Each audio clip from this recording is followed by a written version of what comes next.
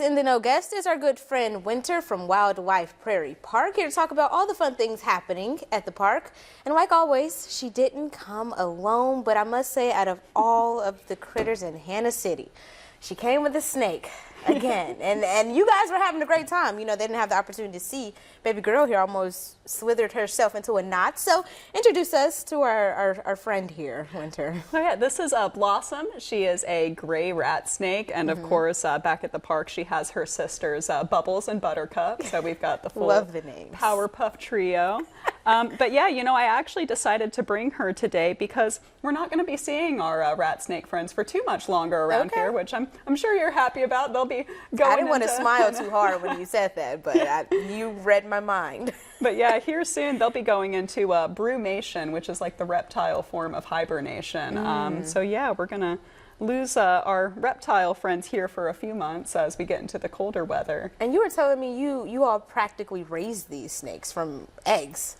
Yeah, no, so one of our naturalists a few years ago actually found their eggs at the bottom of our big gollywhopper slide, and he said, you know, that's probably not a good place for eggs. Yeah. So he decided to bring them in and incubate them, and that's how we got our rat snake girls. Ooh, Powerpuff Girls. All right. Yeah. So outside of finding new critters and giving them homes, what else is happening at Wildlife Prairie Park? Oh, well, you know, we've always got a lot of fun stuff going on, especially on the weekends. Coming up on this Friday, actually, we have one of our last night hikes of the season. Oh. And that's actually going to be about the changing of the seasons, you know, just how different animals react to those changes, how we'll see some differences in our Midwestern ecosystems.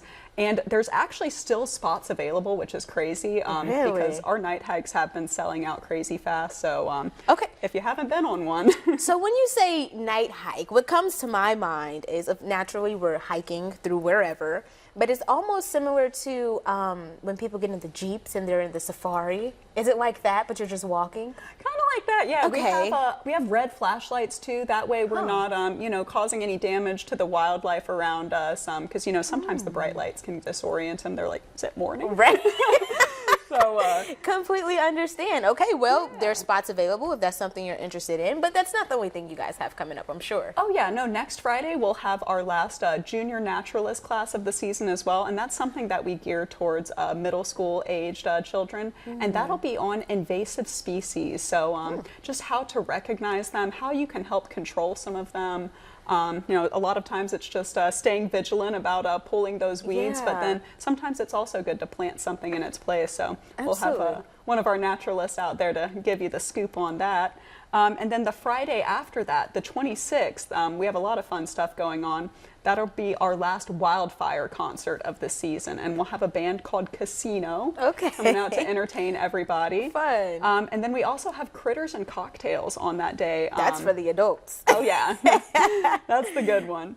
And that'll be reptile themed this time around. So not only will you get to make some fun reptile themed drinks, but then also go down and meet some of our ambassadors. Cool. So it sounds like you guys are, of course, shifting out of your summer activities, wrapping it up a lot of last chance for these events. But one thing I admire about the park is not only did you get to enjoy nature and animals, but you get to learn from those who love all of these critters. Oh yeah, you know, helping to, I think sometimes just dispel some of those common fears. I always say, hey, if you're afraid of getting bit by a snake, I think you should be more afraid of bunnies and cats, because as someone who's been bit by all three, I can tell you know what? Because I did, cats. before the interview, guys, I asked her, I'm like, does Blossom bite? You know what I mean? Or even for play, because I have a cat, and I know sometimes when he's into it, it's a little bite, but it's lovely. But for a snake, I would be terrified if my pet snake playfully bit me. Yeah. So, no, yeah. She's a friendly girl. I believe you.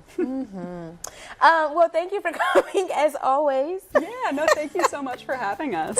Of course, if you or someone you know would like to join us on In the Know, just head to our website, follow the In the Know tab, and submit the form.